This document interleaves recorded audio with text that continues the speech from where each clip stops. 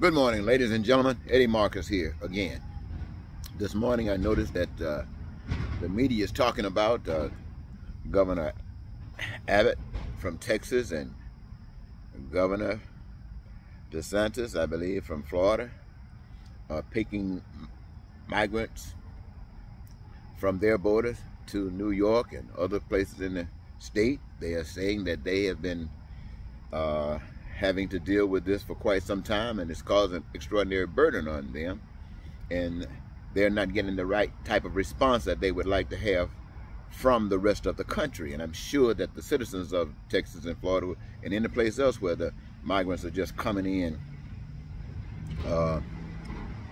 doing what they do.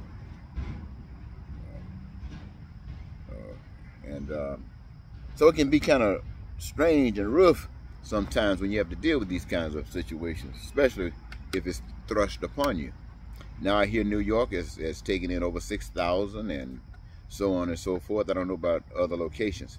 But here's the situation. What is the proper thing to do in a case like this? First of all, what is happening? We are finding out that there's mistreatment of people, humankind, all over the globe. People are suffering. People are crying out. They can't take it. They're trying to pick up their kids and go someplace else, hoping that there's someone else who has some connection with some kind of reality that would include them. It's a terrible situation for human beings to be going through, ladies and gentlemen. But it is an expression of what most nations are going through. See, most nations practice the same thing. As I've indicated to you before, they're practicing the administration of man's ideology about what is appropriate and what is best. And that, I mean, it's split. If there are 8 billion people on earth, there are about 8 different ways you can split that.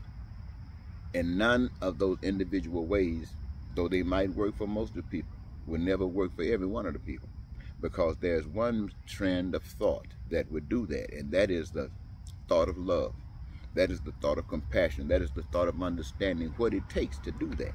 You know, a lot of folks can play checkers, but there's a great checker player. And so when I'm saying to you, the troubles that we see in America and problems that we see from other people that's around the world, they are because we are listening to the dictates of men. And the rest of us, who sometimes can fantasize that reality, don't have enough fantasy left to do anything about it.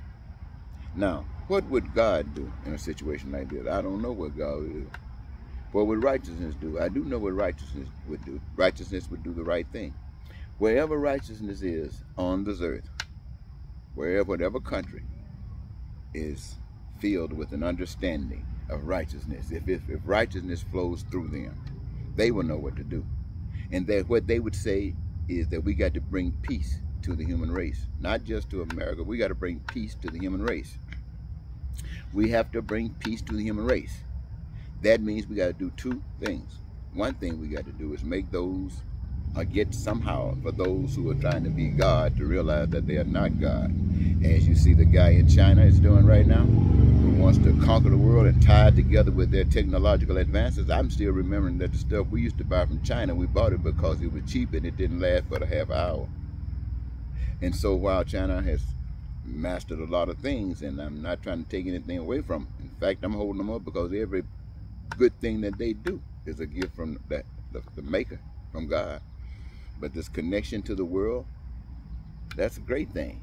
But this thing about I am the one power, and the people saying okay and marching to the step of everything that you say, and only can study what you say is appropriate to study, that is pathetic. I mean, you're trying to be too big of a God. And see, when the gorgs and things that you built that were supposed to be able to restrain God's waters, when the time came, you found out that you just weren't strong enough.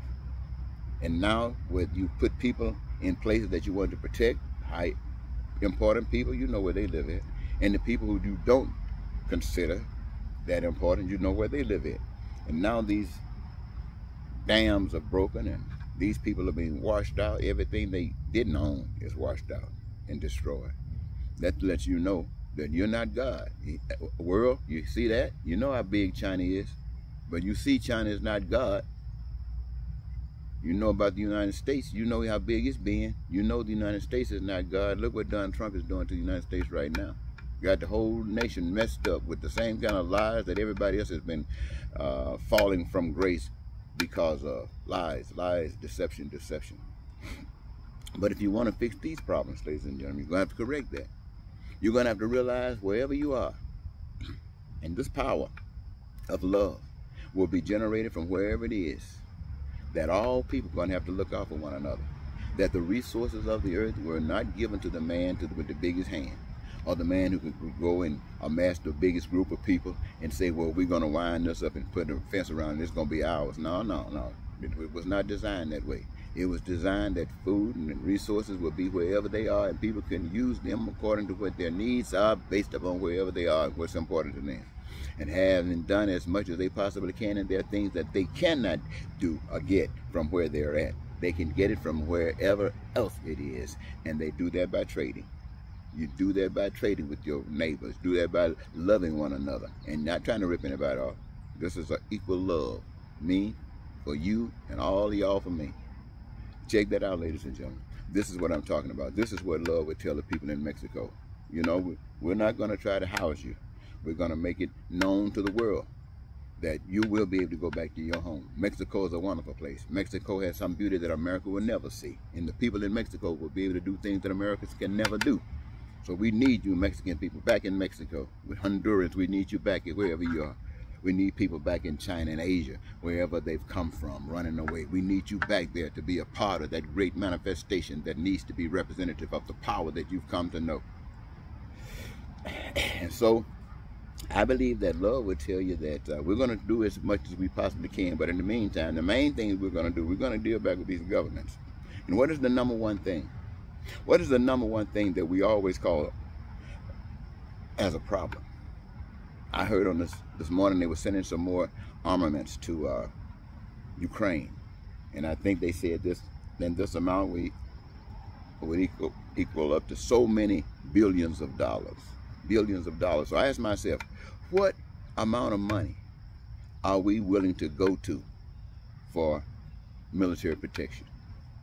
And something says inside, to my understanding, is that there is no limit. We will go to any extreme to protect ourselves militarily. If we've used all the paper that we can to make all the money that we can make, if it was required more, we put numbers on rocks. And yet, when it comes down to human beings, I mean real human beings, you and I, my neighbor, your mother, your father, your sister, your brother, your cousin, your aunt, when it comes down to those, we'll have them living on the streets, eating out of dumpsters, in the wintertime sleeping between garbage cans. In Chicago and other big cities, we got buildings off the ground, you knock that flooring out and go straight under the building and live under the building with a mattress if you can get one in there. I'm telling you, ladies and gentlemen, we'll go to any amount, but we don't consider this as important. We don't consider this as extreme. We don't consider this as absolutely necessary. Well, this is what the new message should be. And when we have been saying that we will spend 90 billion or 9 billion or whatever billions on armaments, then we will spend as much money as we possibly can to make sure that every individual, not just here in America, not just here now, but wherever human beings are, that they will never be absent those things that are essential for survival, like food, clothing, shelter, education, healthcare, transportation, infrastructure. I named these things because we already know about these. And anything else that man can imagine that their hands are able to come and cause a manifestation thereof, and any of you desire, need, or want to have something to do with it, it's available to you. What this is going to promote? This is going to promote peace and prosperity and freedom and joy of life. It's going to make sure that your dreams come true. Your needs, your wants, and your desires are met at your leisure. And you never have to lie. You never have to cheat. You never have to steal. You don't have to be a racist, a hater, or a bigot. No, you don't have to do any of those things. You can enjoy life and be a part of all of the wonderful things that exist. And so are you all. That's my message to those of you today on the Sunday morning who will listen. And I believe this is the 21st. Until next time, Eddie Marcus saying, have a good day.